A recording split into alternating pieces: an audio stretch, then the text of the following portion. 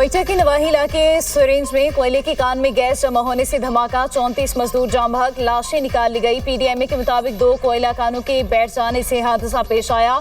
एक कान से 22 लाशें, दूसरी कान से 12 लाशें निकाली गई। वज़ीर आला बलोचिस्तान सरफराज बुगटी ने महकमा माइंस एंड मिनरल से रिपोर्ट तलब कर ली। कहा हादसे की शफाफ इंक्वायरी करके वजूहात और जिम्मेदारों का तयन किया जाए। अगर किसी भी सतह पर गफलत या कोताही साबित हुई तो जिम्मेदारों के खिलाफ कानून के मुताबिक कार्रवाई होगी। सदर मुमलिकत और वज़ीर आज़म का हादसे पर गहरे रंजो गम का इजहार।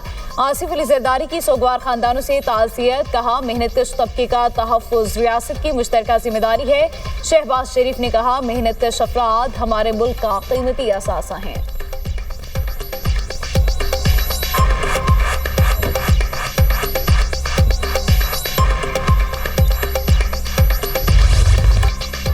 ब्रॉड पीक पर लापता कोपैमाओं में से 4 की लाशें मिल गईं। बर्फानी तोदा गिरने से 10 कोपैमा लापता हो गए थे।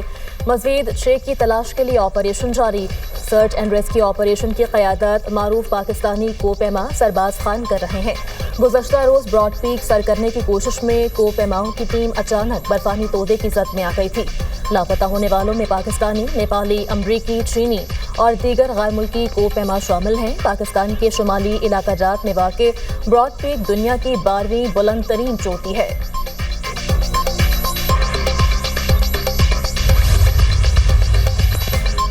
बलोच कौम को लाहासिल जंग की तरफ धकेला गया। सियासी जमातें शहीदों पर सियासत ना करें, वर्दी के तक़द्दुस की पामाली कबूल नहीं करेंगे। वज़ीर आला बलोचिस्तान सरफराज बुगटी का क्वेटा में तकरीब से खिताब।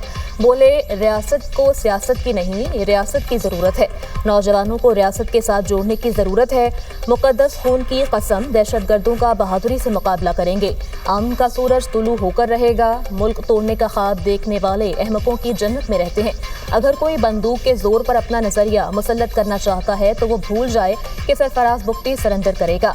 CTD और SCIOW की तनख्वाहों और दीगर मरात में इजाफा किया जाएगा।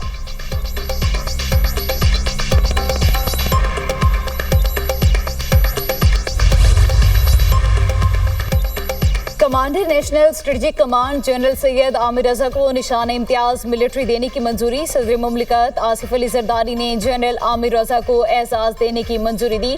जनरल सैयद आमिर रजा को कुछ रोज कबल तरक्की देकर कमांडर नेशनल स्ट्रेटेजिक कमांड तैनात किया गया था।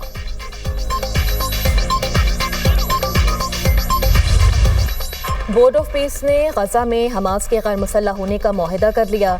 अमरीकी सदर डोनाल्ड ट्रंप का बयान। कहा जैसे ही हमास के गैर मुसल्लह करने का अमल मुकम्मल होगा, इसराइली अफवाज गजा से वापस चली जाएंगी। मुआहिदा गजा में नई फ़लस्तीनी हुकूमत के क़याम की जानिब अहम कदम है। मुआहिदे पर अमल मरहलावार और मुनज़्ज़म तरीके से होगा। बैनुल-अक़वामी इस्तेहकाम फ़ोर्स फ़लस्तीनी पुलिस के साथ मिलकर गजा की जिम्मेदारी संभालेगी। गजा अमन बोर्ड के बयान में कहा गया कि हमास ने जंगबंदी के अगले मराहिल पर अमल दरामद के लिए तफसीली रोड मैप से इत्तफाक कर लिया। मुआहिदे का मकसद गजा में नई हुकूमत, सिक्योरिटी, तामीर नौ और मुआशरी बहाली को मुमकिन बनाना है। अब तवज्जो इस मंसूबे पर अमल दरामद पर मरकूज है। अमरीकी हुकाम के मुताबिक गजा में टेक्नोक्रेट हुकूमत पर गौर जारी है। मंसूबे की शराइत 2 हफ्तों में जारी की जाएंगी। गजा जंगबंदी मुआहिदे के दूसरे मरहले पर अमल दरामद के लिए काहिरा में अहम इजलास जल्द होगा। अमरीका, कतर, तुर्की और मिस्र के नुमाइंदे शरीक होंगे।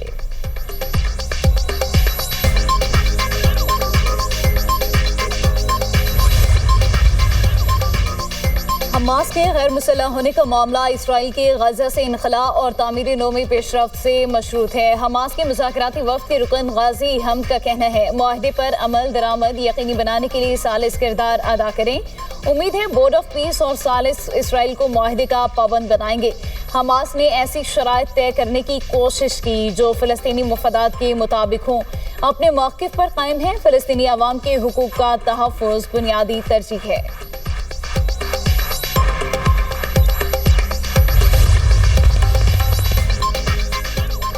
ईरान के कुवैत में अमरीकी अड्डों पर हमलों का दावा। ईरानी फौज का कहना है कुवैत की अहमद अल जाबिर एयरबेस में अमरीकी फौजी तंसीबात पर ड्रोन हमले किए। जंगी तैयारों के हैंगर्स, मवासलाती निज़ाम और फौजी साजो सामान के गोदामों को निशाना बनाया गया।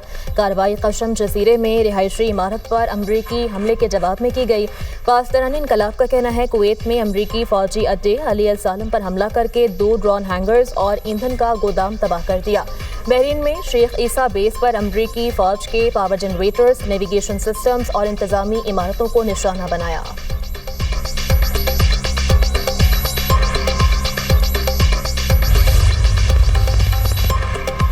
हमला करके बचकर निकल जाने का दौर खत्म हो चुका। ताबूत भी अमरीकी फौज के अस्करी साजो सामान का हिस्सा बन चुके हैं। खातिमुल अंबिया सेंट्रल हेडक्वार्टर के सरबराह मेजर जनरल अली अब्दुल्लाही का बयान, कहा अमेरिका और उसके इत्तेहादी अब ईरान को बखूबी समझ चुके हैं। अमेरिका और उसके इत्तेहादियों को खित्ते में जारहियत की कीमत चुकाना पड़ेगी। ईरान की मुसल्लह अफवाज किसी भी जारहियत का भरपूर जवाब देने के लिए मुकम्मल तौर पर तैयार हैं।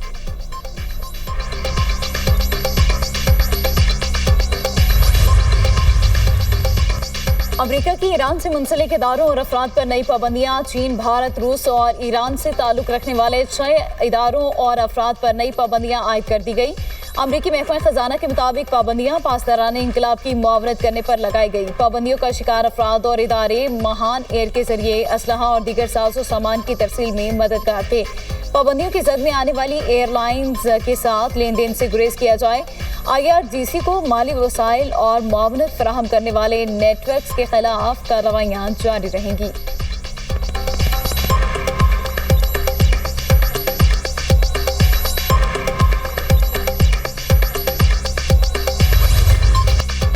पेट्रोलियम मसनूआत की कीमतों में एक बार फिर इजाफा। पेट्रोल ₹1.09 महंगा, डीजल की कीमत ₹2.42 फी लीटर बढ़ गई। ओगरा ने पेट्रोलियम मसनूआत की कीमतों में इजाफे का नोटिफिकेशन जारी कर दिया।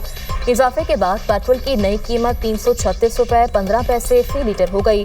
डीजल की नई कीमत ₹393.04 हो गई।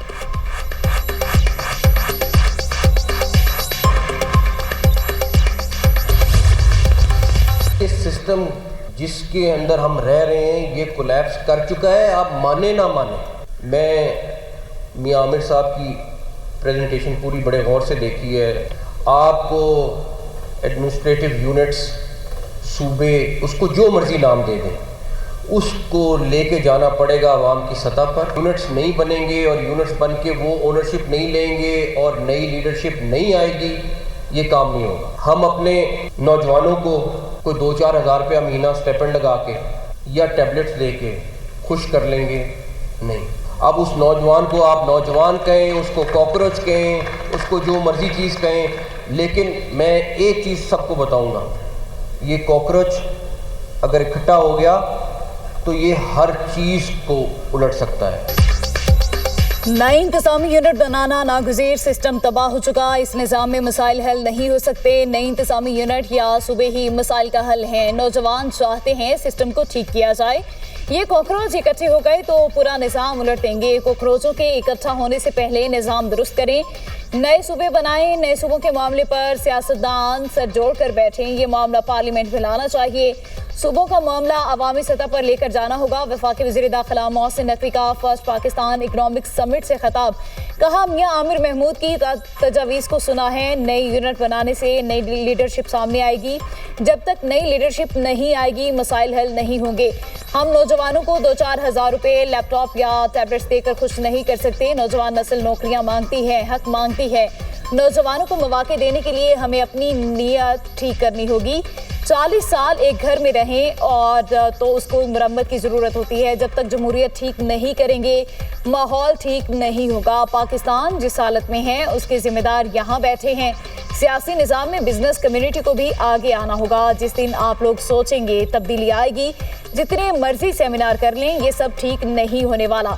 शहबाज शरीफ 12 से 14 घंटे काम करते हैं, 18 घंटे भी काम कर लेंगे तो हम सिर्फ फायर फाइटिंग ही कर रहे हैं। इस निज़ाम में हर चीज़ बुरी नहीं, लेकिन मसाइल हल होने का नाम नहीं ले रहे।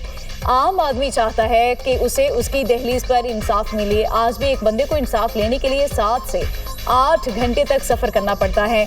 हम कर्ज लेते हैं लेकिन सिस्टम ठीक नहीं करते। सियासी जमातों से दरख्वास्त है इख्तलाफात भुलाकर मुल्क के लिए एक साथ बैठें। इंतजामी माली ताकत निचली सतह तक ले जाने के लिए सियासी जमातों, स्टेक होल्डर्स को मिलकर फैसला करना है। नए सूबे नहीं बनाएंगे तो मसाइल हल नहीं होंगे।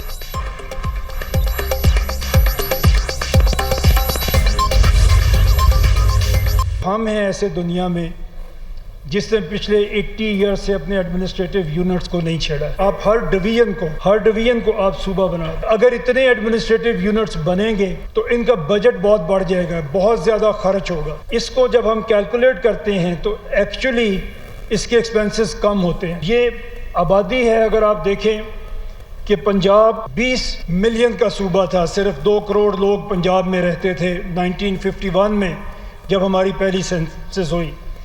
सिंध सिर्फ 6 मिलियन आबादी का सूबा था। इसी तरह केपी के 5.8 और बलूचिस्तान में सिर्फ 1.1 मिलियन लोग रहते थे। आज उन सब सूबों की आबादी 7 फोल्ड तक बढ़ गई है, लेकिन इंतज़ामी यूनिट हम नहीं बना।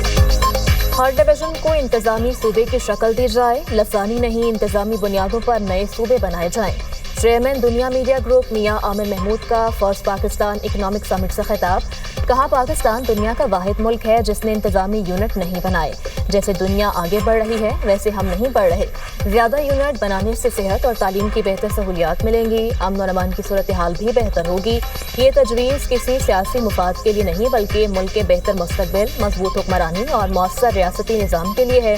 पंजाब, सिंध, बलूचिस्तान और केपी की आबादी बढ़ रही है, लेकिन हम इंतजामी यूनिट नहीं बना सके। पंजाब जैसे बड़े सूबे के हर इलाके तक पहुंचना, हर मसले को खुद देखना और हर शहरी तक रसाई एक ही इंतजामी ढांचे के लिए मुमकिन नहीं। सबसे बड़ा मसला हुकूमत का बिजनेस कम्युनिटी के करीब ना होना है। अगर हुक्मरान कारोबारी अफराद के दरमियान रहकर मसाइल सुनेंगे तो हल करेंगे। कारोबारी सरगर्मियों के लिए मौसर निज़ाम इंसाफ रीढ़ की हड्डी की हैसियत रखता है। अगर इंसाफ में ताख़ीर होगी तो उसके मनफी असरात मईशत, सरमायाकारी और कारोबार पर भी मुरतब होंगे। मुल्क में 32 इंतजामी डिवीजन्स हैं, इन्हें सूबे बना दें। एडमिनिस्ट्रेटिव यूनिट बढ़ाने से अखराजात ज़्यादा नहीं कम होंगे और सालाना तकरीबन 350 अरब रुपए बचाए जा सकेंगे।